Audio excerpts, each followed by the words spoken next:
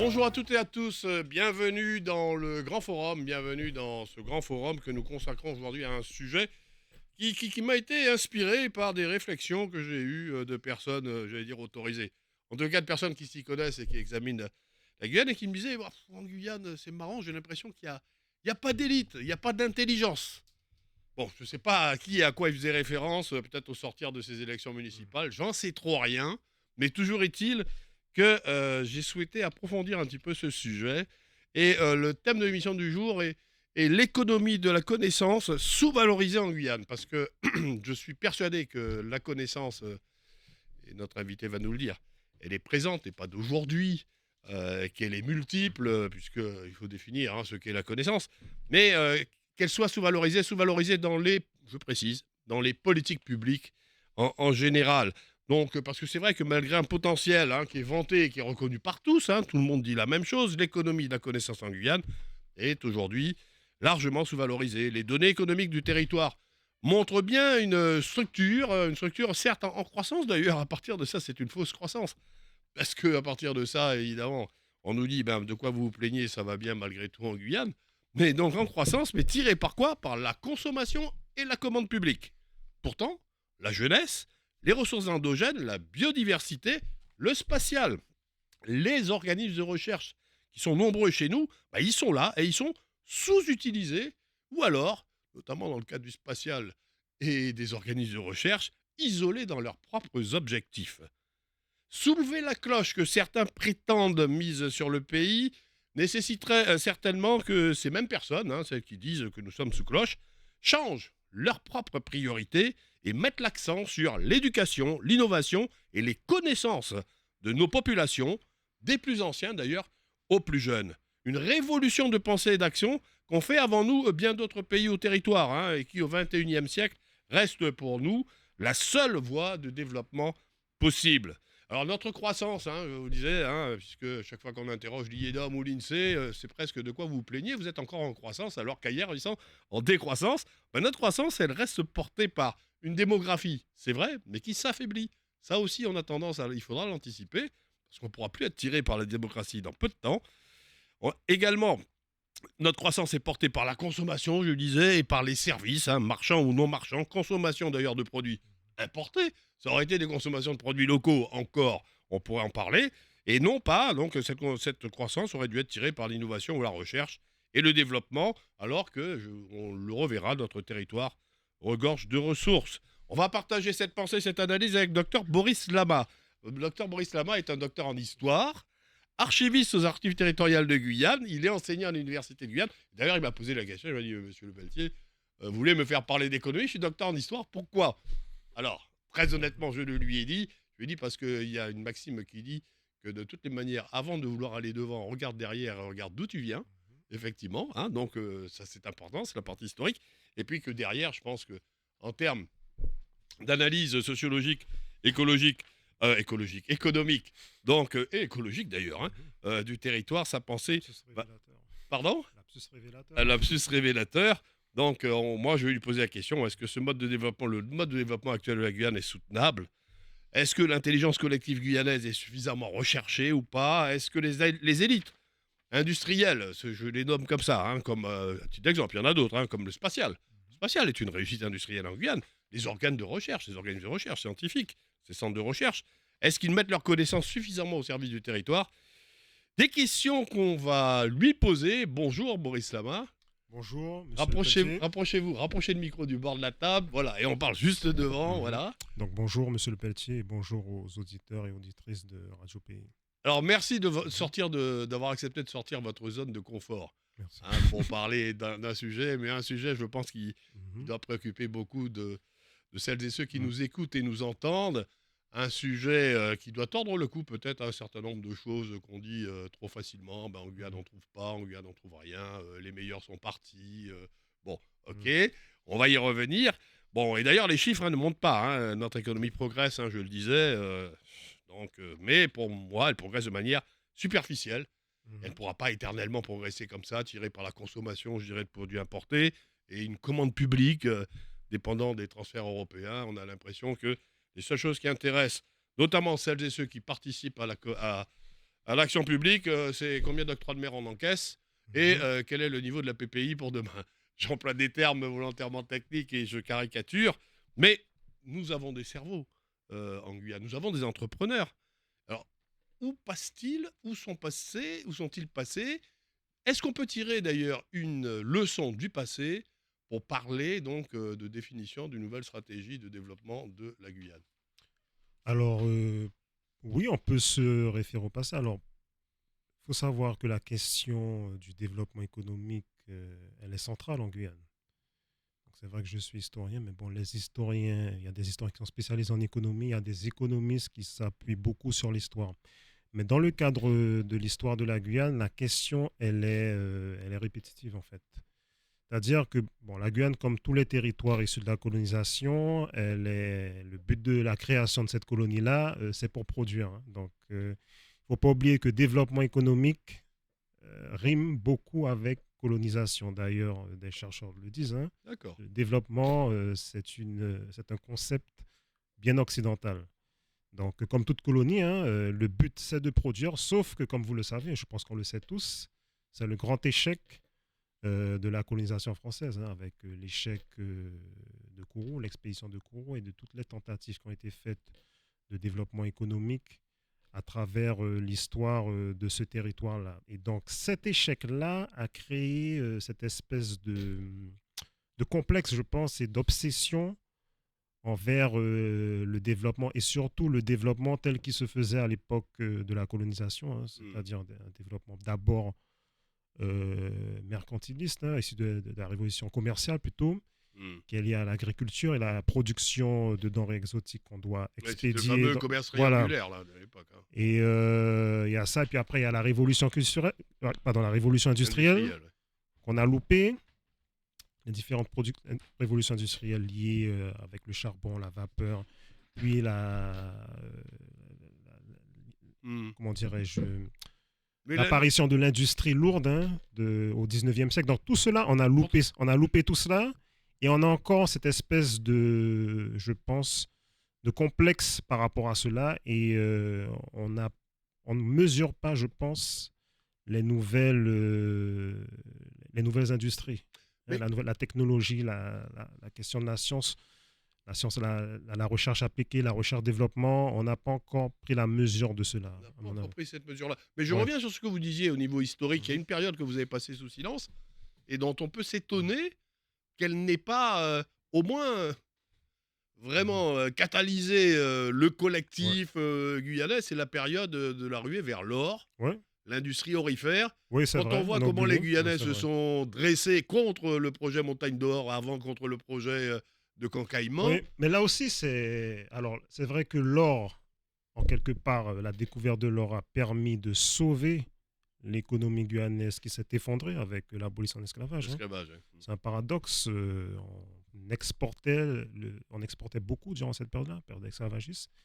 Vous Et me disiez que, je reprends vos termes, ouais, je le dis pour vous, vous m'arrêtez si je me trompe, que la seule fois où on a été en véritable autonomie, c'est durant toute la période alors, de bon, l'esclavage. on a eu une autonomie économique, même si ce n'est Oui, pas vraiment le cas. ah, C'est c'est pas, sûr qu'elle mais en tout n'était cas, pas on intellectuelle. exportait beaucoup, puisque c'est toujours dans les discours D'accord. de nos compatriotes, hein. On n'exporte pas, on n'exporte rien, mais pendant la période esclavagiste, c'est la On période durant exportait, laquelle on c'est vrai. exportait. Mais bon, c'était l'esclavage. D'accord. Et c'est vrai que l'orpaillage a permis de sauver en quelque part l'économie, mais c'est une industrie qui n'a jamais dépassé le niveau artisanal, je dirais. Il y avait... Oh, il y a eu des Ouais, entreprises mais bon, cotées en c'était... bourse. Oui, mais c'était... Comprenez, Je parle de Saint-Élie, Adieu-Va. l'exploitation... Les l'exploitation... grosses barges qu'il y avait à Saint-Élie, monsieur Lama. Enfin bon, Oui, mais vous me dites c'est que c'est de pas... l'artisanat C'était pour la l'époque. Ouais. manière d'exploiter C'était l'or l'alluvionnaire, c'est vrai. c'était C'est vrai. avec le long tome. Il y a pas une industrie similaire à Ouais. ce qu'on a trouvé En Afrique du qu'on a Sud ou en en Équateur, Californie à en l'époque. Californie aussi à l'époque. C'est vrai. Et certes, on a eu de l'immigration. C'est Mhm. aussi Mhm. c'est lié aussi à la question de développement, puisque ce pays-là, c'est cette formule-là, hein, qu'on a besoin de bras. On a besoin de bras et les bras ne sont pas venus en nombre, hein, même si Mhm. on a eu quand même des migrants majoritairement des Antilles anglaises et Anglaise. françaises. Mais l'industrie aurifère, au final, elle n'a Mais pourquoi pas... c'est pas resté dans le le mental, on va dire, guyanais, C'est-à-dire. développement égale reprise d'activité aurifère. Pourquoi est-ce que ça n'imprime pas encore Alors, aujourd'hui? je pense qu'il faudrait vraiment, là, il faudrait peut-être faire une émission consacrée à cela, mais On très va pas faire que ça. rapidement, l'industrie aurifère, elle a plusieurs phases, hein. Il y a la première phase, les 50 premières années, on va dire, où elle est poussée par les locaux, hein, puisque vous n'avez qu'à lire les témoignages de l'époque. On dit que malheureusement, les habitants ont laissé la culture, les cultures, hein, Mmh. l'agriculture, Oui, pour pour le aller placer, hein. chercher l'or, oui. Et donc, on voit l'implication des locaux, puis avec l'immigration au fur et à mesure qui gagne en puissance, notamment des Antilles, hein, anglaises et françaises, comme je le dis plus tôt. Et avec la crise économique qui frappe les Antilles, hein, la crise du sucre, et Mmh. puis les catastrophes naturelles, et puis les crises politiques aussi, on a de plus en plus de migrants qui viennent et qui s'adonnent à l'orpaillage illégal, ce qu'on appelle le maraudage. Ah. Et le maraudage, vous n'avez qu'à lire Léon Bassire, hein, qui, dans un ouvrage qui s'appelle La Poulouse d'or, qui se lamente à la fin des années 1910, début des années 20, qui se lamente, hein, de cet âge d'or de l'industrie aurifère, où c'était les prospecteurs, hein, Mmh. qui s'adonnaient à la prospection et puis qui a été détruit par les maraudeurs qui pillaient Déjà à l'époque. qui pillaient les concessions légales et qui s'adonnaient à leur page. On a même des témoignages de bateaux qui venaient des îles anglaises et qui partaient avec l'or de la Guyane, hein. Oh, d'accord, Donc d'accord, le d'accord. pillage, c'est le pillage de l'or de la Guyane, Et porte ça, donc, voilà, c'est quelque part, pas l'empaillage rien de clandestin, il nouveau. n'est pas d'aujourd'hui. C'est dès Voilà, qu'il y a rien de de l'or, il nouveau. y a des Donc je clandestins. pense, à partir de ce moment-là, ça a un peu dégoûté Mmh. les Les gens, Guyanais. puisqu'il n'y avait pas vraiment l'autorité, l'État n'assurait pas vraiment la sécurité des placers. Donc et ça, en quelque part, ça a permis de Alors, mais dans ça- l'histoire récente ou plus récente de la Guyane, y Mhm, a-t-il eu des tentatives de développer? Parce que là, on parle effectivement de développement, on va dire classique, tout le monde en parle d'ailleurs, hein. mhm, Donc reprendre les activités aurifères, voire mhm. pétrolières, Ouais, développer l'agriculture. Merci aux Hmong, parce qu'effectivement, là, il y a eu une bascule mhm. avec l'arrivée des Hmong Ouais, concernant toute la tout à production fait. agricole. Et autres, bon, l'économie forestière. Bon, ce Mhm. sont des grands classiques. Je voulais parler en termes d'économie de la connaissance, d'ailleurs. Est-ce que vous pourriez me dire si on est d'accord sur la définition du terme d'économie de la connaissance? Et je voulais savoir si avec vous, dans l'histoire récente encore de Guyane, il y avait eu des tentatives, au moins des tentatives, qui avaient été faites. Alors, on parle de société de la connaissance, hein. C'est un terme qui a été inventé par Daniel Bell. Donc, j'ai noté son nom pour pas que je l'oublie.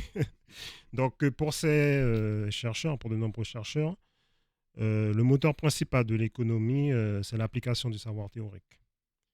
Le savoir est la principale force structurante économique et sociale C'est pas d'une la nation. ressource Non, la minérale de la ressource, mer, c'est pas ni même les le bras, fait d'avoir c'est des le cerveau. ressources ne garantit pas la richesse d'une nation.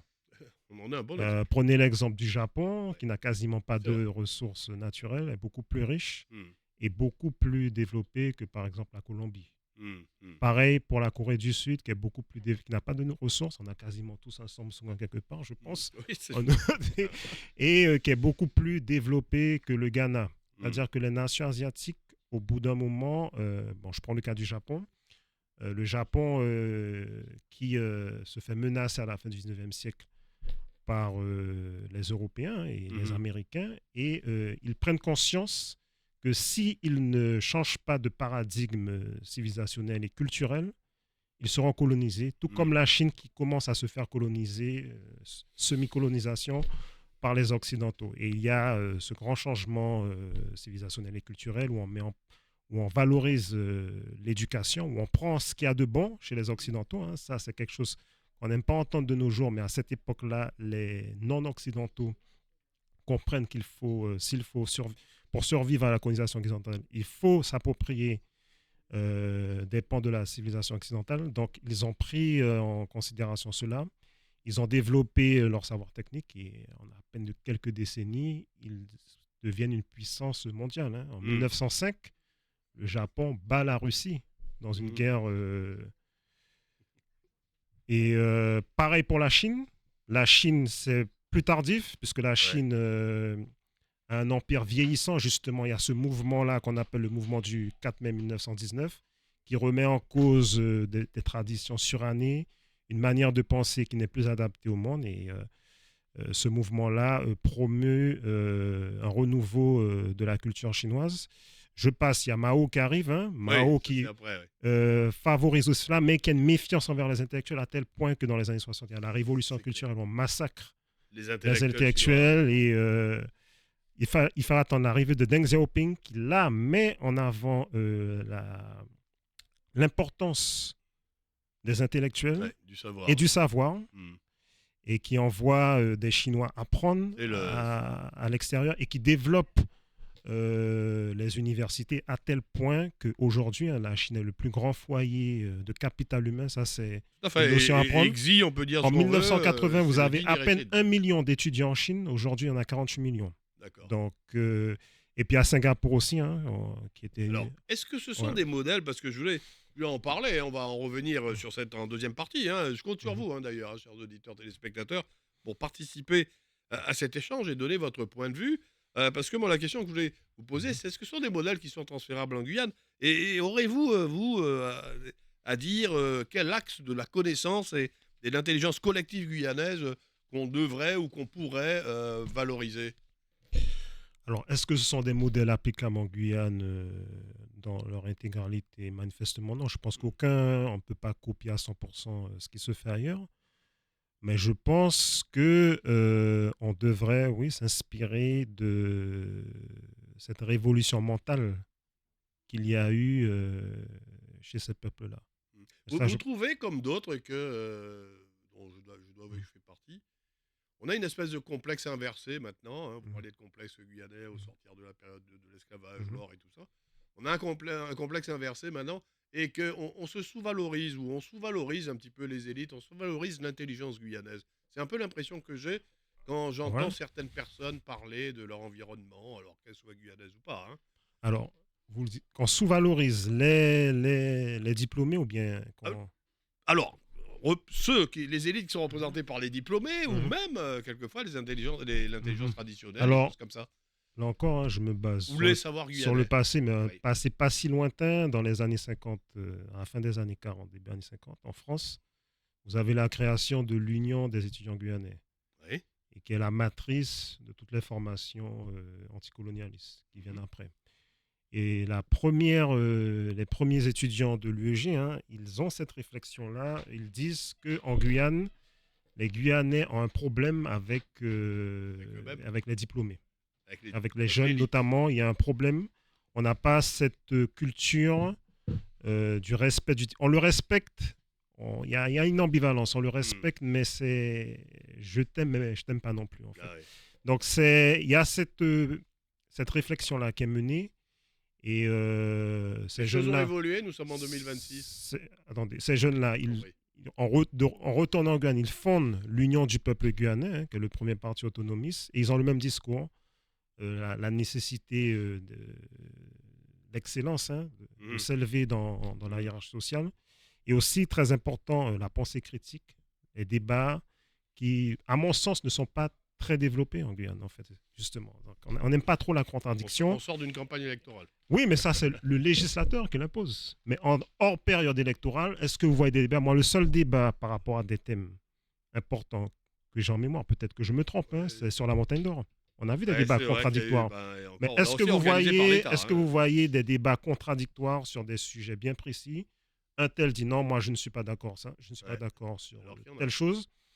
Il n'y en a pas beaucoup, on n'aime pas beaucoup. D'accord, on Donc, va faire ouais, la petite coupure de midi. Vous nous rejoignez en d'accord. deuxième partie hein, au 05 94 36 36 06. On s'interroge Mhm, sur la valorisation ou la sous-valorisation de, entre mhm. guillemets, l'intelligence guyanaise parce qu'elle existe bien.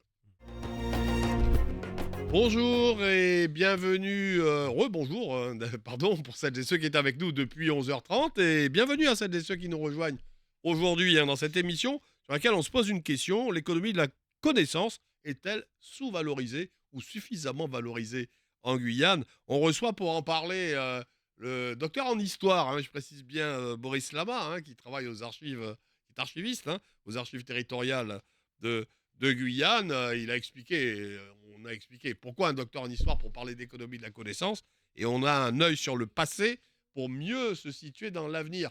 Première partie d'émission très riche, dans laquelle on avait terminé, j'avais posé la question à Boris Lama, est-ce qu'il y a des axes particuliers de la connaissance ou de l'intelligence collective guyanaise qui ont déjà été mises en valeur dans le passé, qui ne le sont moins aujourd'hui, ou qu'il faudrait développer demain. Les axes de la connaissance qu'il faudrait. Oui, oui, oui. C'est une question un peu... Euh, je ne sais pas, je ne pourrais pas vous répondre avec certitude, mais je pense que jusqu'à présent, j'ai évoqué les étudiants de l'UEG qui posaient justement Oui. Mhm. la nécessité de la connaissance, c'est d'acquérir le savoir, la connaissance, et toutes les connaissances, hein, qu'elles soient littéraires, économiques et techniques. Et manifestement, ce n'est pas encore le cas. Ça ne veut pas dire qu'il n'y a pas des Guyanais qui ont et qui sont porteurs de cela, mais pour le moment, ce n'est pas encore le cas. On a vraiment un problème de formation. Je vous prends les chiffres de l'INSEE. Hein. Mhm.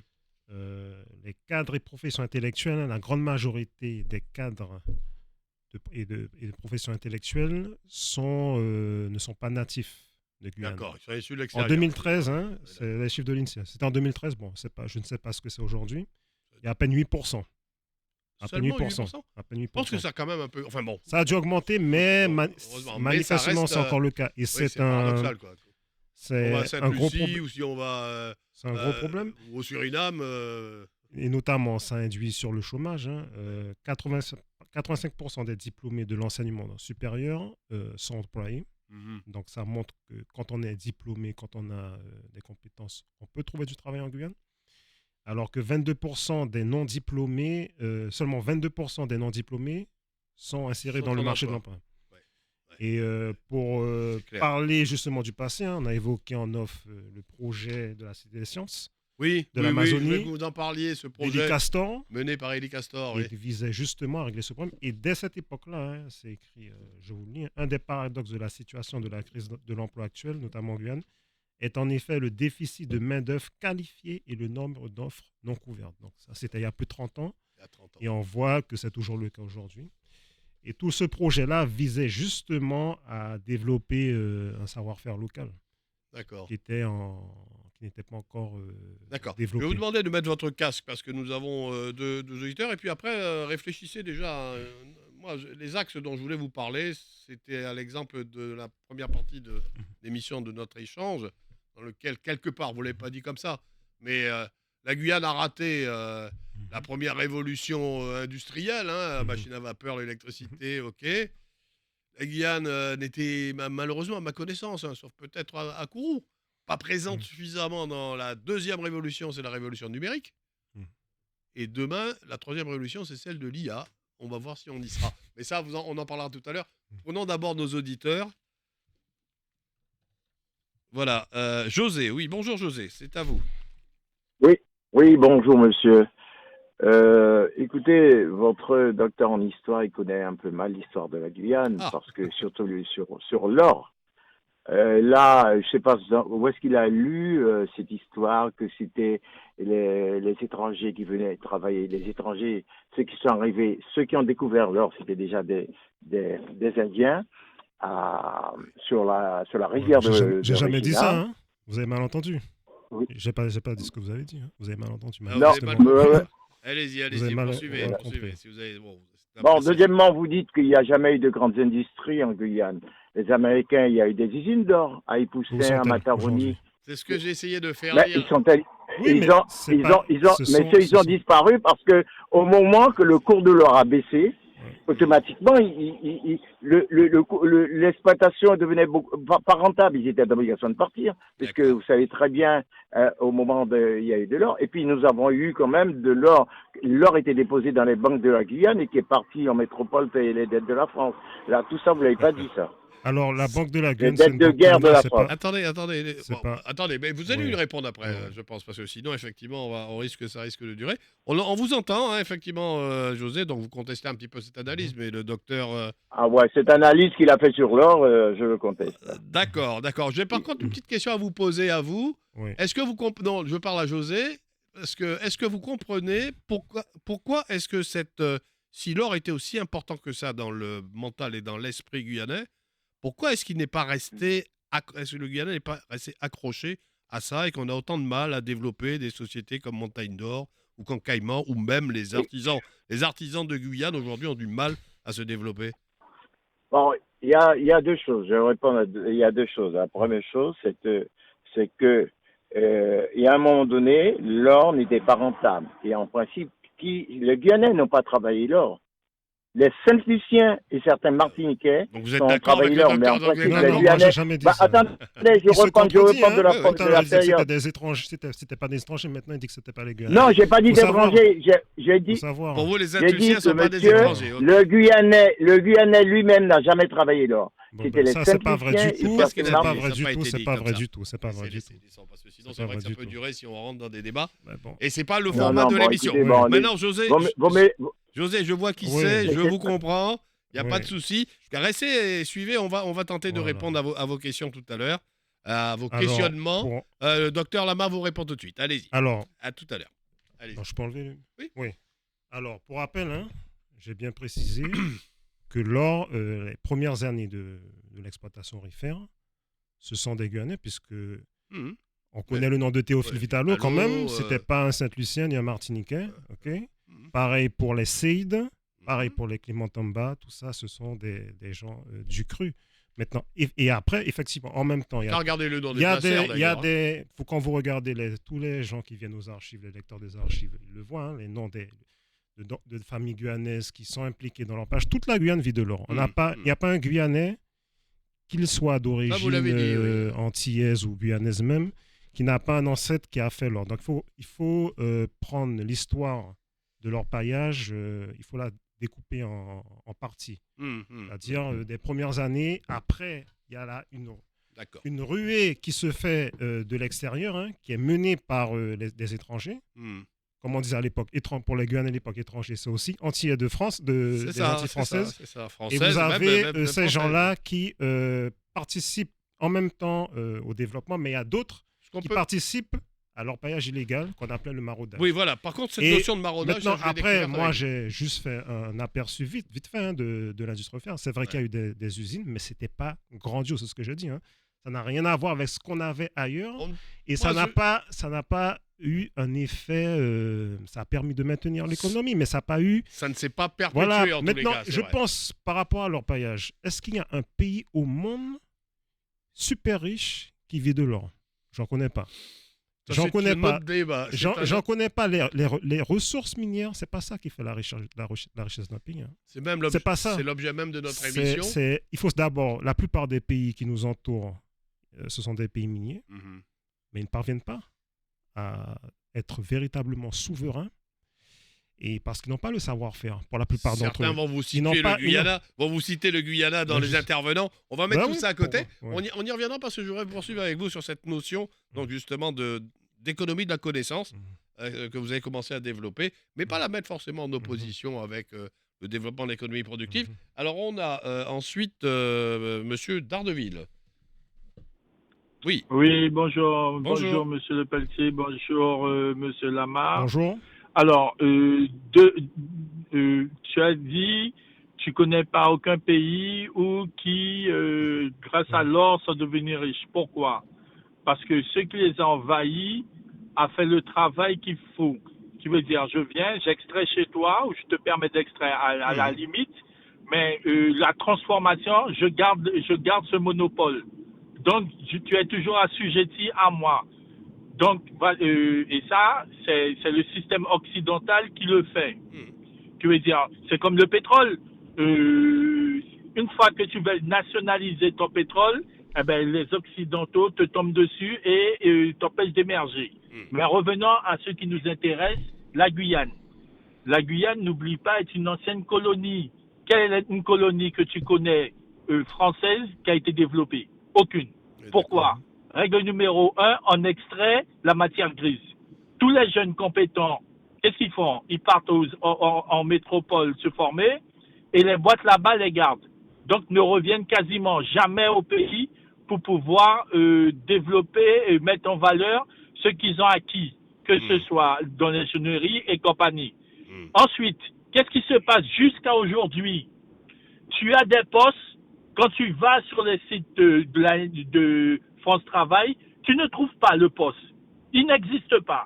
Tu vas en France Travail en métropole et tu trouves le poste d'ingénieur ici. C'est pour ça que tu te retrouves en Guyane avec beaucoup d'ingénieurs métropolitains qui sortent de là-bas parce qu'ils ont l'information et que ici à France Travail, on ne trouve pas. Et c'est valable à l'hôpital, c'est valable quasiment dans toutes les grandes boîtes en Guyane. Ok, Je vais terminer. c'est un point de vue. Oui, alors une troisième réflexion? Oui, je vais terminer à quelque chose qui est très simple. On n'est pas propriétaire des terres. On n'est pas propriétaire des terres. Aucun, que ce soit la région, maintenant la CTG, ne peut prendre une décision sans référer au préfet pour pouvoir imposer une industrie qui va valoriser le changement. Ça, ce n'est pas possible. Et donc, une fois on te tient comme ça, on te oui, c'est tenir, hein. D'accord, ça coupe, mais il faudrait arrêter. On a deux autres intervenants. Allô, ok, il n'y a pas de souci. Non, mais on a compris. Après, le problème on du peut répondre foncier. maintenant pour pas oublier après comme il a... Bon, alors on va demander aux autres intervenants de... Docteur Loma pourrait répondre tout de suite. On va demander on va lui demander de patienter à M. Gabin et à M. Chicot. Patientez un petit peu. Restez en ligne, on va vous prendre tout de suite après. Il a dit beaucoup de choses.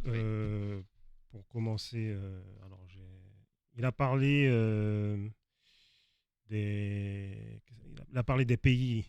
Oui, il a parlé de la problématique de l'exploitation, enfin de la rente, les défauts de la rente pétrolière, la rente minière. Encore une fois, il n'a pas tort de dire que ce sont les Occidentaux, ils ont colonisé, etc., et que ça a induit un certain retard, mais ce n'est pas une excuse, en fait. J'ai évoqué les pays d'Asie, la Corée du Sud. Prenez la Corée du Sud. Ah oui, la Corée du Sud colonisée par les Japonais, une partie de la population massacrée, les femmes prostituées. À la fin des années 50, c'est un pays beaucoup plus pauvre que le Ghana. Regardez comment ils se sont développés par la suite. Regardez comment ils se sont développés par la suite. Et c'est pas ça le fond du problème. C'est pas le fait que les Occidentaux ont fait ci, ont fait ça. C'est un problème, oui, c'est un problème. Mais c'est pas le plus gros problème. Le plus gros problème des nations du Sud, c'est qu'elles n'ont pas pris le train de l'innovation. Et ça, je renvoie à un économiste noir américain, Thomas Sowell, qui a beaucoup travaillé là-dessus. Il le montre. Oui, tout à fait. Il montre qu'il n'y a pas dans ces pays-là de politique qui valorise le savoir, l'innovation, la recherche. Il n'y a pas cela. On va y revenir tout à l'heure. Pour continuer. Alors après, il a parlé, puisque vous voulez lui répondre, merci de patienter toujours nos deux autres interlocuteurs, il a parlé de fuite des cerveaux. Il a dit que voilà une autre raison pour laquelle l'économie du savoir de la connaissance n'est pas développée en Guyane, c'est que tous ceux qui savent s'en vont. Et mettant en cause d'ailleurs, ça c'est son point de vue, France Travail, voir les employeurs qui disent que ils cherchent même pas sur place les cadres dont ils ont besoin et les offres d'emploi sont faites directement au plan national. Ça j'en doute, mais allez-y. Alors, je vais répéter ce que j'ai dit et que c'est pas moi. Il y a les chiffres qui sont clairs. On n'a pas assez de personnes qui sont hautement qualifiées. Ça c'est la vérité. Il parle des médecins. Où sont les médecins comme votre père, M. Lepelletier, ou mon grand-père? Où sont ces médecins guyanais aujourd'hui? Est-ce que les hôpitaux, est-ce que les Guyanais vont suffisamment vers ces branches-là? Est-ce que c'est le cas? C'est une question que je pose. Je pense qu'il y en a, mais je ne crois qu'aujourd'hui, je ne pense pas que dans les hôpitaux de Guyane, on a une majorité de médecins guyanais. Sur le système néanmoins de la fuite des cerveaux dont il parle, justement, pour revenir sur ça. Le retour au pays dont vous parliez. Est-ce que certains Guyanais, les Guyanais qui sont hautement qualifiés, est-ce qu'ils ont envie de revenir en Guyane? Non. Non? Pourquoi? Il faut peut-être marcher là où il ne faut pas marcher, mais... Non, mais c'est vrai. Certains vont pas le dire ouvertement, mais il y a certains, ils le disent, j'en connais, qui ne veulent pas revenir en Guyane par rapport à la mentalité, parce qu'ils ne sont pas respectés. Par rapport à la mentalité, parce qu'ils ne sont pas respectés par leurs compatriotes. Après, je ne dis pas qu'il y a des barrières pour d'autres, ça c'est vrai, que le système élève des barrières, des obstacles. Mais est-ce que ça, c'est pas en train de changer un peu, Boris Amaldona, un peu d'espoir? Parce que cette histoire de fuite des cerveaux, je pense que c'est vrai qu'il y a une réalité. Oui, il y a cette réalité-là, c'est vrai. Maintenant, il y a plusieurs raisons.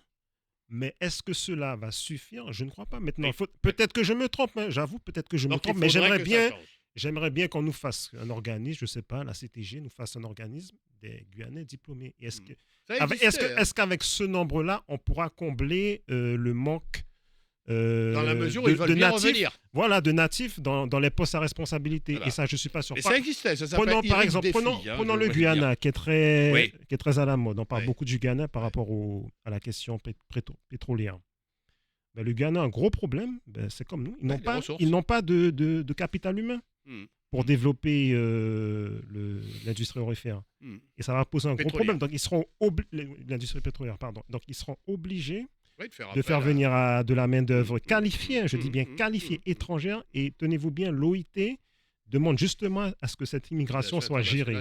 Ce qui est un crime pour certains ici. Quand vous parlez d'immigration réglementée, gérée, cadrée, quel fasciste, quel raciste, quel Front National, et j'en passe. Donc, même les petits pays, comme après, c'est pas totalement nos fautes. Nous sommes de petits territoires, de petites populations, et c'est vrai que pour combler des postes critiques, c'est pas facile. C'est sensible. Mais c'est vrai que l'arrivant est généralement vu avec beaucoup d'appréhension par le local. Alors, on va reprendre nos deux autres qui ont patienté bien sagement. Monsieur Gabin, alors, par contre, baissez votre radio ou votre télé. Baissez votre radio ou votre télé, monsieur Lapoussin Gabin, vous m'entendez ? Merci. Oui, tout à fait. Merci et bonjour. Bonjour à monsieur Le Pelletier, bonjour à monsieur Lamas. Bonjour. Je vais essayer de mettre un petit peu d'ordre dans tout ce qui s'est dit. Et pour être clair, je précise.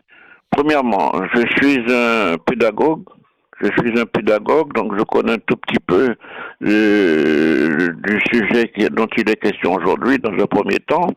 Et dans un second temps, mon père était empailleur, alors je connais un tout petit peu également sur le problème de l'or. Pour commencer, l'or a été découvert dans le lac Parina par un Indien qui s'appelait Paulino. Paulino était parti chercher du salsiparail. Le salsiparail, c'est une plante qui guérit de la fièvre et de la fièvre afteuse. Et en allant chercher ce fameux salsiparail. Je fais de l'histoire, monsieur Le Pelletier. Oui, d'accord, je vous en prie. Je fais de l'histoire pour bien informer les auditeurs et pour apporter la connaissance. Je continue pour apporter la connaissance à ceux qui ne la partagent pas, parce que la connaissance grandit quand on la partage. N'est-ce pas? Alors, je ne vais pas me répéter. Et ensuite, s'agissant du travail de l'or, lorsque José a dit que l'or était travaillé par des Antillais et qu'il n'y avait pas de Guyanais, des Antillais, des Saint-Luciens, José a tout à fait raison. C'était des Saint-Luciens et des Antillais qui travaillaient l'or, mais, il faut préciser, sur le Maroni. Lorsque M. Lama dit qu'il n'y avait pas seulement les Saint-Luciens et qu'il y avait également des Guyanais, M. Lama a raison, mais ces or-là étaient cultivés, étaient recherchés, étaient travaillés, exploités dans d'autres parts que sur le Maroni. Donc, il y a eu, dans un premier temps, des Saint-Luciens et des Antillais sur le Maroni. Je me souviens, il y avait M. Joule, il y avait M. Ignéchos, qui était Saint-Lucien, M. Joule était Guadeloupéen. Donc, vous voyez, je connais un tout petit peu. Maintenant, le fameux Théophile, comment il s'appelle là, j'oublie son nom déjà là, Théophile Vitalo n'était pas sur le Maroni. Donc Monsieur José a raison et Monsieur Lama également a raison. Maintenant, pour terminer, Monsieur Le Pelletier, je vais vous raconter une petite histoire que vous ne connaissez pas et qui va vous faire plaisir. Théophile Vitalo avait un petit chien qui s'appelait Théo. Il amenait le petit chien sur la plage et il lui disait Théophile Vitalo. Voilà. Monsieur Le Pelletier, Monsieur Lama, Monsieur Le Pelletier, Monsieur Lama, je vous en sais gré de votre bienveillante et attentive écoute. C'est gentil, merci Monsieur Lapoussin Gabin. On va prendre Chico et puis parce que bon, ce sont des réflexions qui ont été faites. Chico, oui, allez-y. Si vous avez une question à poser. Allô, bonjour. Oui, bonjour. Oui, bonjour Monsieur Lama et bonjour Monsieur Le Pelletier. J'ai deux questions. J'ai une question pour Monsieur Lama et une question pour Monsieur Le Pelletier. D'accord. Alors, Monsieur Lama, je voudrais savoir, est-ce que vous avez déjà... Il y a un livre sur l'histoire de l'or en Guyane où vous comptez écrire un livre sur l'histoire de l'or en Guyane parce que ça ferait bien pour les Guyanais puissent connaître l'histoire de son pays. Et deuxièmement, pour Monsieur Le Pelletier, je voudrais savoir, je voudrais féliciter Monsieur Le Pelletier pour l'émission avec Monsieur Brunet. Parce que Monsieur Brunet, c'est une bible, quoi. Et je voudrais que même 3 heures d'émission, 3 heures de temps d'émission pour qu'il puisse inviter les grands politiciens, parce que c'était des bibles. Parce que j'ai appris beaucoup de choses avec Monsieur Brunet. Alors, il ne faut pas les laisser partir parce que s'ils partent, ben, on sera malheureux, quoi. Avant qu'ils partent, il faut les inviter, les grands politiciens, pour expliquer la vie politique en Guyane. C'est ça que je voulais dire. Allez, au revoir et puis très bonne journée. Merci, on suivra votre conseil. Donc, pour le livre, il y a un ouvrage qui a été écrit, me semble, par Eugène Epailly, non ? Voilà. Si, Chico, voilà, il y a un ouvrage intéressant qui a été fait par Eugène Epailly, oui.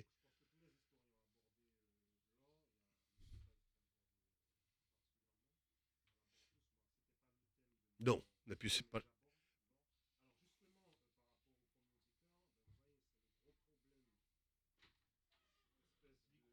Ah, pardon. Oui, le micro avait été coupé. D'accord. Oui, allez-y. Oui, donc par rapport au premier auditeur, c'est ce gros problème que l'on a entre histoire et mémoire. Écoutez bien ce qu'il dit. Il raconte son vécu à lui, ce monsieur-là. Je ne sais pas quel âge il a, mais il n'est pas né en 1855.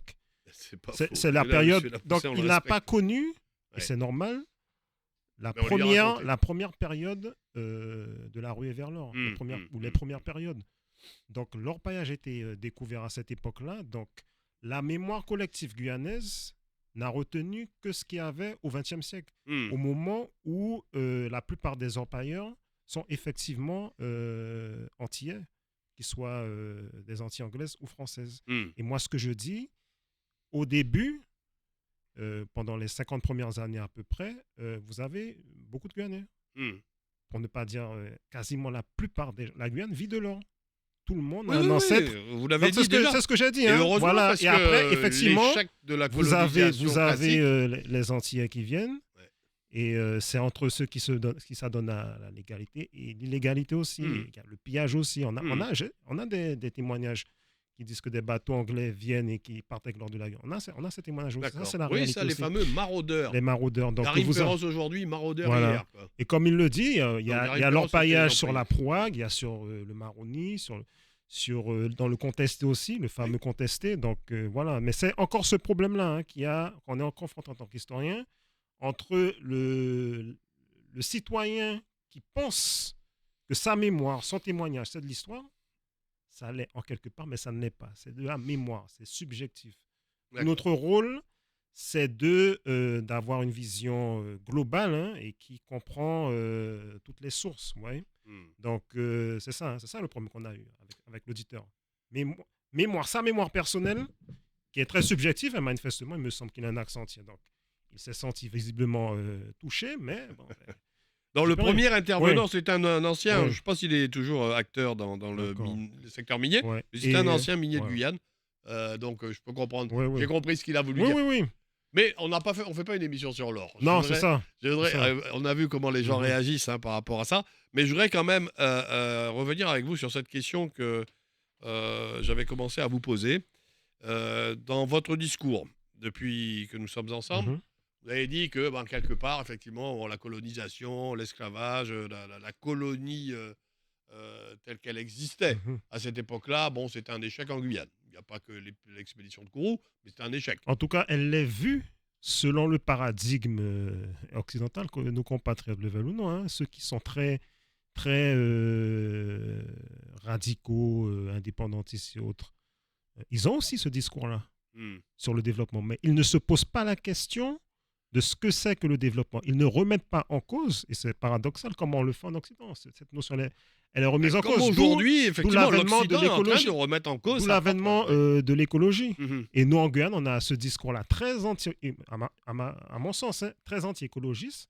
Et on ne prend pas en compte cette question-là, notamment de la transition énergétique qui bouleverse un peu les modes de vie et qui va beaucoup peser dans l'économie.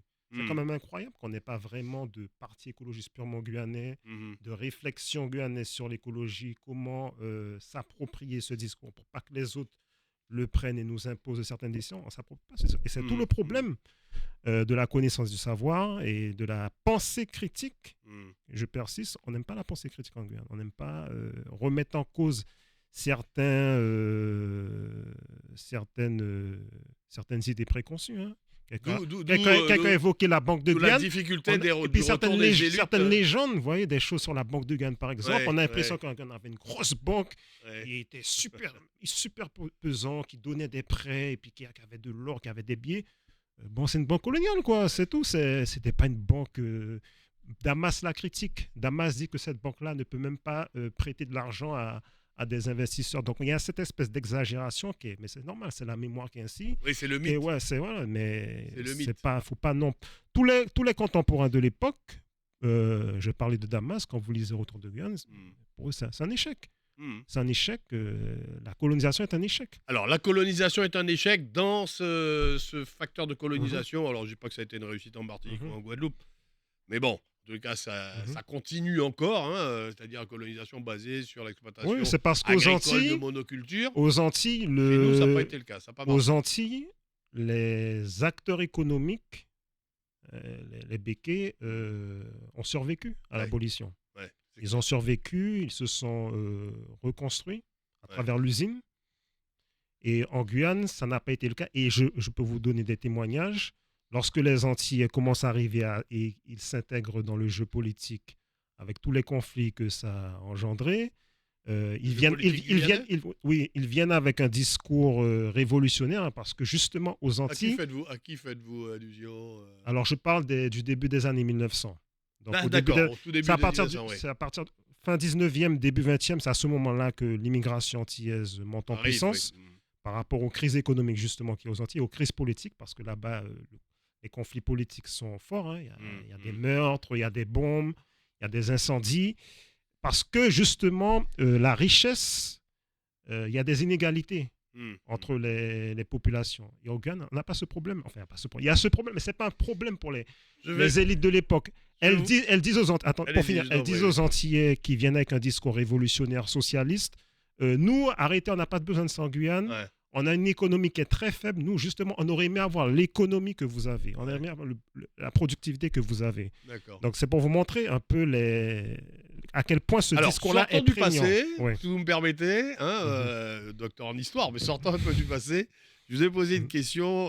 Donc, effectivement, cette première partie qui nous mène, on va dire, jusqu'au milieu des années, même aux années 70, voire 80, puisque la deuxième partie dont je vais vous parler, c'est là aussi, ce rendez-vous manqué, alors qu'on avait peut-être des atouts, en tous les cas, peut-être même plus que dans bien d'autres territoires, avec entre autres le Centre spatial guyanais, avec entre autres la pléthore d'organes de recherche qui existent en Guyane. C'est cette révolution du numérique qui aurait pu, peut-être, et celle-là aussi on l'a loupée dans les années 70, me semble-t-il.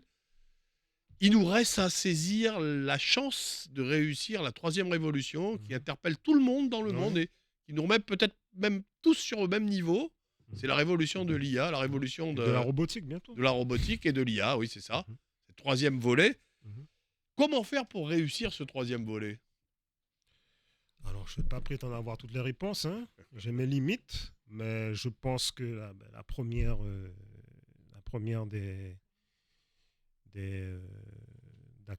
action à mener, c'est le sujet de notre émission, la connaissance. La connaissance, il faut peut-être qu'on se focalise sur ça. Pour revoir les priorités des politiques publiques. Peut-on ne pas, au lieu de lorgner sur le pétrole, qui peut être un atout, mais pourrait être aussi un malheur, peut-être qu'on devrait se focaliser sur la technologie. Je prends le cas en Inde, l'état du Karnataka, au sud de l'Inde. C'était à la fin des années 90, un état essentiellement d'agriculture et d'administratif. Et un gouverneur, M. Krishna, qui... bien son nom. Voilà, un nom bien indien. Et S.M. Krishna, c'est son nom complet. Il décide de transformer l'État en un hub technologique. Donc, il décide de développer l'informatique. Et aujourd'hui, Bangalore, la capitale du Karnataka, est l'un des plus grands centres technologiques au monde. Et vous voyez les informaticiens indiens sont recherchés partout dans le monde, en Europe et même aux États-Unis. Même pillés par les États-Unis. Même Trump fait en sorte de ne pas trop embêter les immigrants indiens qui rapportent. Je voulais, parce qu'on a beaucoup d'auditeurs qui appellent, je voudrais un petit peu préciser ma question dans cette révolution donc, du 21e siècle qui est présente dans le monde entier. Vous avez cité l'exemple de l'Inde, même s'il avait démarré un peu plus tôt. La situation actuelle de la Guyane, terre, j'allais pas dire vide de toute connaissance, non, loin de là. Loin de là. Terre dans laquelle les connaissances ne sont pas valorisées, j'insiste sur ce terme-là. Terre sur lesquelles il y a une concentration quand même de savoirs, que ce soit des savoirs endogènes, savoirs guyanais ou des savoirs importés. Je pense à toutes les intelligences qu'il y a autour du spatial, qu'il y a à Pasteur, qu'il y a au BRGM, qu'il y a à l'IRD, qu'il y a à l'Université de Guyane. Tous ces savoirs-là, ils ne demandent à mon avis qu'à s'exprimer. Mais pour ça, il faut des moyens. Ou des obligations pour certains d'entre eux, c'est-à-dire, excusez-moi, je précise, le retour territorial, ça doit devoir dire quelque chose pour l'économie du spatial en Guyane, comme ça le disait à l'époque de Délie Castor, et ça le dit beaucoup moins aujourd'hui. Donc je pense que quand vous dites exprimer, qu'il soit valorisé, qu'il soit utilisé. Je pense, mais ce sont des projets qui doivent être portés par l'État. Et les collectivités. Maintenant, il faut élaborer des plans, des projets et qui mettent en valeur les talents que l'on a, mais ça ne changera pas le fait qu'il y a des talents cachés qui méritent à exploiter. Il y a des mentalités qui doivent évoluer. Peut-être qu'il faudrait que les générations qui arrivent, qu'on pousse ces générations-là à se tourner vers les métiers hautement qualifiés. On parle de la technologie, mais même, on a parlé de médecine, même là, on n'a pas assez de médecins guyanais, je pense. On a peut-être du personnel. La problématique est nationale, elle est vraiment locale aussi. Il y a des efforts qui sont faits. Et à ce niveau-là, il faut peut-être pousser les nôtres à abandonner. Quantitativement, c'est un peu le cas avec cette première, deuxième année donc, qui a été ouverte à l'université. Mais ça portera ses fruits, si ça porte ses fruits, que dans 7 ou 8 ans, voire 10 ans. Peut-être qu'il faudra dans la mesure aussi, où ils reviennent. Parce que c'est pas... faciliter le retour des Guyanais de l'extérieur. Voilà, moi je pense qu'il y a un travail aussi, il y a ce travail à faire, mais comme vous l'avez dit, les Guyanais de l'extérieur. Ont-ils envie de revenir? Pas forcément. Alors remettez votre casque avant qu'on ne passe à un autre volet de notre échange. Remettez votre casque et on a à nouveau Daredevil, c'est ça? Oui, Daredevil, oui, bonjour. Oui, allez-y. Oui, parce que j'ai été coupé, oui. Alors je reviens sur une chose. Il a pris 2 exemples. Il a pris la Corée du Sud et il a pris l'Inde. Sauf ce sont des pays indépendants qui prennent leurs propres décisions et qui mettent les moyens. La Corée, qu'est-ce qu'il a fait? Il a nationalisé, les industries pour pouvoir les rendre fortes. Et il a envoyé sa population à l'extérieur et on les a obligés de revenir. C'est pas tu pars et puis si on t'embauche là-bas, tu es obligé de revenir. Ça, c'est la première chose. Ils partent aux États-Unis, au Canada. Oui, aujourd'hui. Ils ne reviennent plus. Donc, non, mais il y en a beaucoup. Les Indiens, ils s'exportent beaucoup. Mais même les Coréens. Que ce soit dans la danse. Que ce soit dans la danse, dans la danse. Est-ce que l'indépendance est une garantie de développement? Est-ce que ça a développé le Suriname? Est-ce que ça a développé le Ghana? Est-ce que ça a développé les pays de la Caraïbe? Si, parce que tu peux prendre. Est-ce que ça a développé les pays d'Afrique? Donc, c'est pas. Alors, ça dépend de quelle indépendance. Je ne pense pas que ce soit l'indépendance, qui est d'ailleurs un terme qui n'a pas vraiment de sens aujourd'hui. Oui, il n'y a plus de sens. Trump a montré que le Venezuela n'était pas un pays souverain en quelques secondes, sans vouloir insulter les Vénézuéliens. Donc, c'est pas ça le problème. C'est pas ça le problème. C'est pas le problème. Mais le problème est toujours le même. C'est le problème de la formation. C'est tout. Mais non, c'est pas. Alors, le problème de la formation. Je suis obligé d'interrompre votre petit échange. Tous les deux, d'abord. Oui, mais alors, je vais juste finir quelque chose. Je finis quelque chose.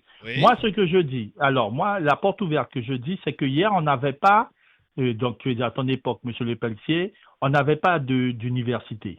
Aujourd'hui, on l'a. D'accord. Qu'est-ce qu'on met en place à l'intérieur dans cette université pour pouvoir développer demain? Et le gros problème qu'on a maintenant, toujours, et on revient que M. Lama sera d'accord ou pas, le problème qui se veut, c'est pas nous qui décidons de quelle filière nous voulons mettre en place. Ah non, ça c'est pas vrai. On est toujours on est assujetti à l'autre. Tu es toujours assujetti à l'autre. J'espère que vous allez écouter l'émission. Je vais recevoir M. Linguet et son, entre guillemets, j'allais dire son opposant. Pas un opposant, il y aura des élections, ça viendra. Mais voilà. Ils seront opposés sur le plateau, non? Non, ils seront sur le plateau, dans un petit débat. Ok, Donc, c'est bien. Voilà, et notamment cette question sera mise en œuvre, et vous verrez qu'il y a une grande indépendance malgré tout confiée. Alors après, il faut que l'université. Non, mais Monsieur Dardeville, après, il faut que l'université trouve les moyens et qu'on lui donne les moyens. Il y a des filières qui ont été lancées en Guyane qui et qui ont lui été donne obligées les moyens de fermer. Notamment des politiques publiques. C'est pour ça que je dis. Mais la première d'entre elles. Mais c'est ce que je dis. Mais qui fait la politique publique? Là, en l'occurrence, c'est la CTG.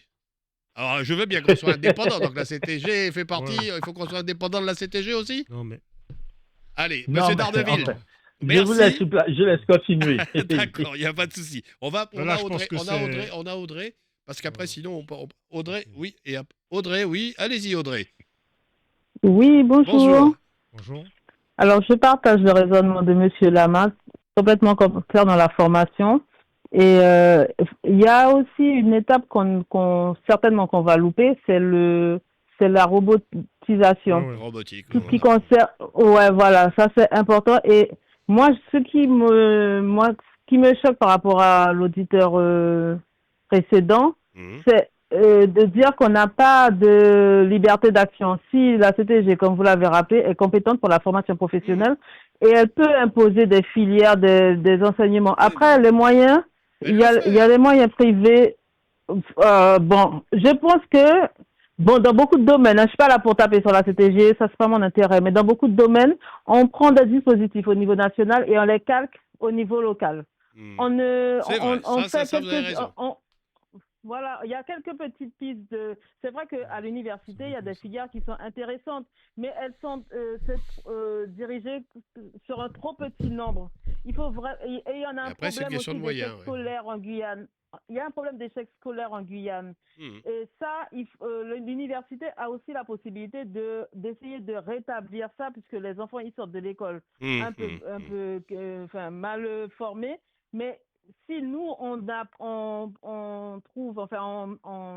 priorise ce volet-là, il faut les reprendre, ce sont nos enfants, il faut les reprendre et justement les amener à l'excellence qui est placardée partout, qui n'a pas plus de sens à mon sens. D'accord, Audrey, je vous interromps parce que je fais le mauvais élève, parce que je voudrais juste vous poser à vous une question et ensuite je pense que le docteur là-bas va réagir également.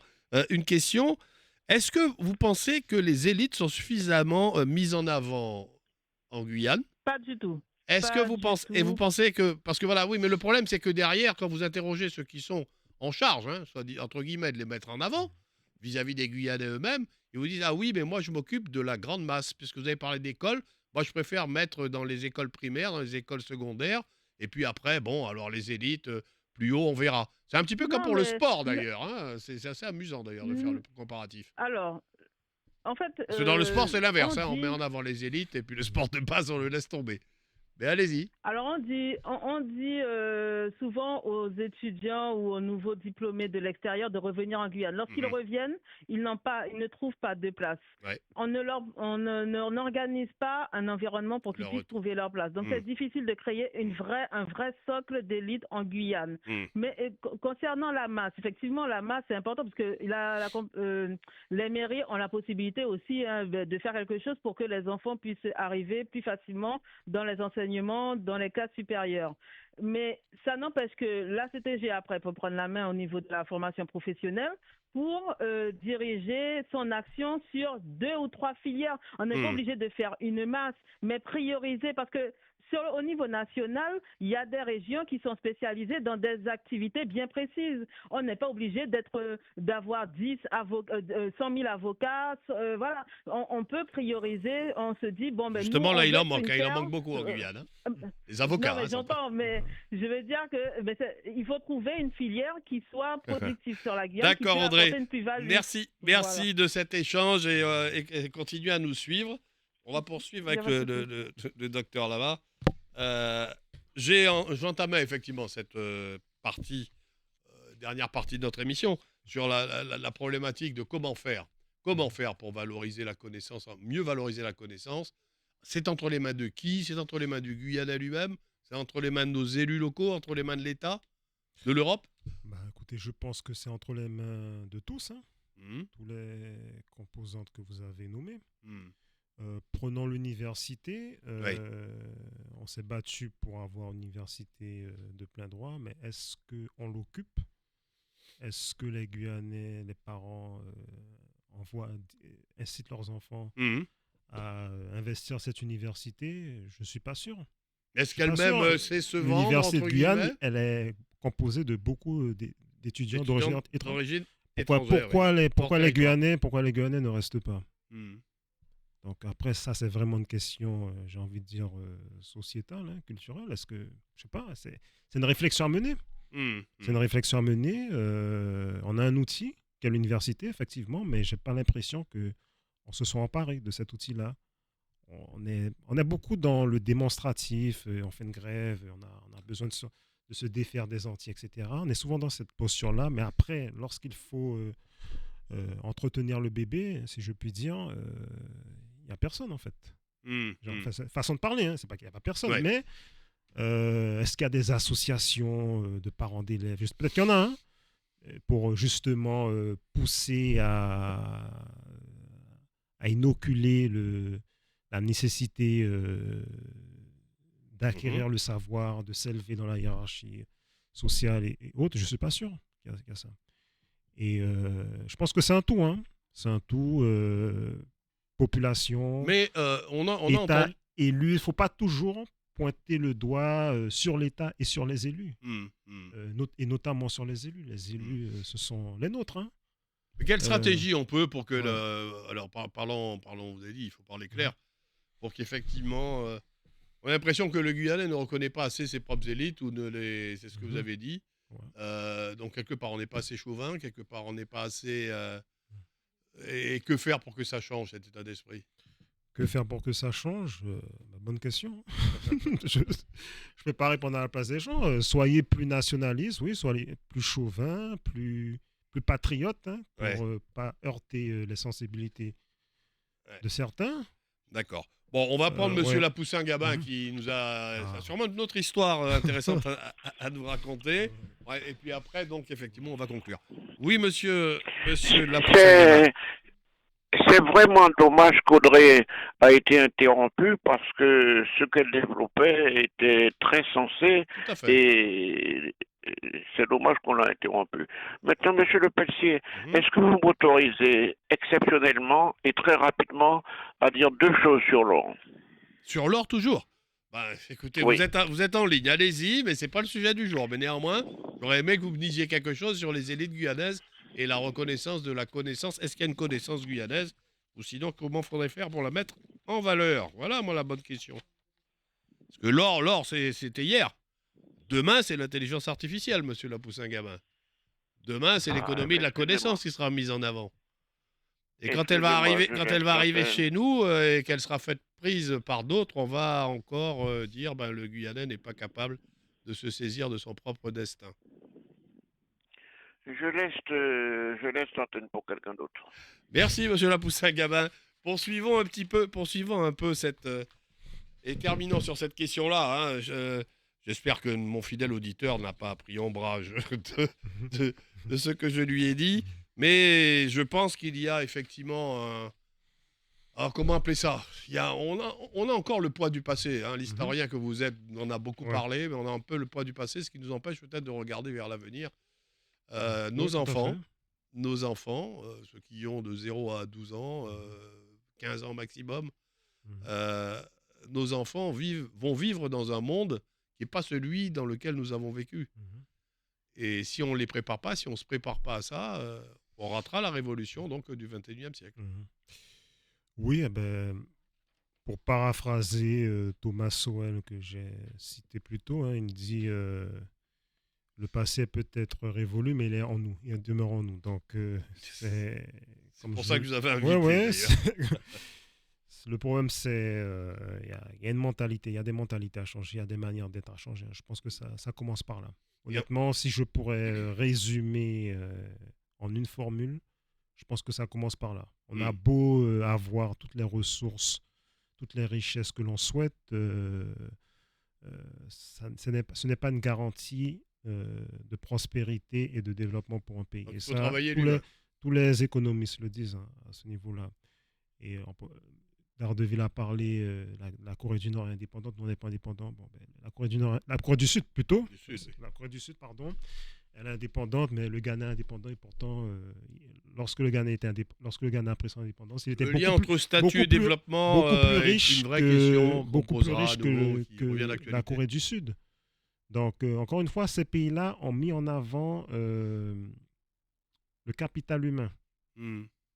Ils ont développé le capital humain ça, et certains l'ont fait, d'autres ne l'ont pas fait. Et c'est à ce niveau-là. Et je pense que chez nous, on ne le développe pas assez. On a les outils. Vous avez le chiffre d'une classe d'âge guyanaise qui arrive au baccalauréat? De combien de personnes Non, je n'ai pas les chiffres à ma connaissance, mais je sais... ne vais pas dire de bêtises, mais je crois que... Alors, je ne sais pas si c'est 1000 ou 2000, je ne sais plus. Mais enfin, grosso modo, ce sont des chiffres encore, entre guillemets, maîtrisables. Oui, mais les chiffres, encore une C'est fois... sur ces jeunes-là qu'il faut investir. On n'a pas assez de diplômés, je répète encore. Oui. Sur les chiffres de l'INSEE sont clairs, on n'a pas suffisamment de personnes diplômées dans ce territoire-là. Et on ne va pas loin avec ça. Et ça se répercute sur l'emploi. Je le répète, 85% des personnes diplômées de l'enseignement supérieur trouvent du travail en Guyane. Ouais, c'est bien. Donc, ça, 1500. Donc, il y a 1500 jeunes qui passent le bac chaque année en Guyane. J'ai arrondi. Ouais. Mais bon, après, il y a Au lieu d'investir dans un pont, dans une route, fût-elle de l'intérieur, là, comment ils appellent cette route du fleuve, là, tous ces millions qu'on voudrait, il faut les mettre sur ces 1500 jeunes-là. C'est vous qui le dites, hein. Je ne vais pas froisser ceux qui veulent la route. Je pense que les habitants, en tout cas ceux qui le souhaitent, manifestement... Les deux sont utiles. Mais manifestement, la politique, c'est faire je crois que les habitants ne sont pas forcément pour la route. Donc, mais après, peut-être que je pense qu'il faut...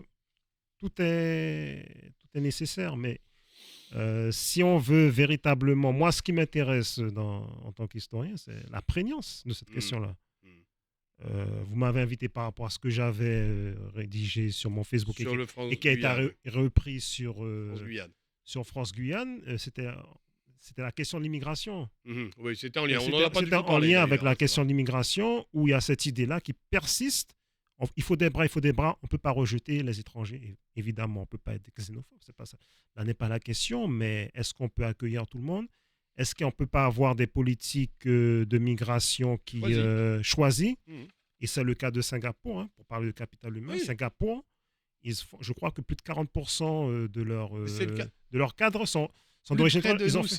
Ça n'a pas été relevé pour l'instant, mais ça le sera, à mon avis, très prochainement. C'est le cas du Guyana. Le Guyana va devoir, Je vous signale qu'à d'aujourd'hui, vous allez avoir un visa pour aller au Guyana. Vous verrez. Mais c'est très compliqué pour le gouvernement puisque la population n'est pas forcément pour. C'est clair. Oui. Donc, mais encore une fois, l'OIT recommande une immigration gérée. L'OIT, je ne pense pas que c'est une organisation fasciste et raciste. Non, mais il y en a beaucoup qui en parlent. Regardez les mangues. C'est l'exemple. Immigration programmée, entre guillemets, même si c'est un cas particulier, des réfugiés de guerre. Pour un but précis, ça marchait. Voilà, Boris Lama, on n'a pas évidemment couvert, loin de là, tout ce champ. On a provoqué quelques réactions chez nos auditeurs. Je vois que l'or fait beaucoup de débats, alors que j'aurais bien aimé qu'on parle d'intelligence artificielle, qu'on parle de robotique, qu'on parle de développement d'une Silicon Valley guyanaise, de data center. Que pour l'or, il ne faut pas oublier que... Mais là, non, c'est l'or. Que les cours des marchés, ce n'est pas dans les pays du Sud que c'est décidé. Non, pas la maîtrise des cours. C'est sûr. Il n'y a qu'à voir aujourd'hui. Regardez la Bolivie. La Bolivie avait quand même pendant 20 ans un gouvernement révolutionnaire. Et ce gouvernement-là a été éjecté par la population parce qu'elle n'a pas vu les résultats de sa politique. C'est vrai que l'Amérique du Sud se droitise, mais il n'y a pas que l'Amérique du Sud qui se droitise. Merci Boris Lama d'avoir... Et pour vous dire qu'on est quand même pas contradictoire à Radio Télé Pays, mais demain, pour démontrer que oui, l'économie de la connaissance commence à intéresser. Oui, on reçoit donc un directeur général d'une association qui vient nous présenter une manifestation qu'il va faire sur les start-up de territoire de Guyane. Oui, il y a des start-up qui veulent se faire connaître, au dehors de celles qu'on a l'habitude d'entendre. Et donc, il viendra nous les présenter demain dans Start-up de territoire avec Guyane Asso que nous recevons demain. Comme quoi, l'économie de la connaissance, ça commence à venir. À demain, à tout de suite le journal, je ne sais pas si c'est Edmedoudi qui va venir nous le présenter, le journal de 13h de Radio Télé Pays.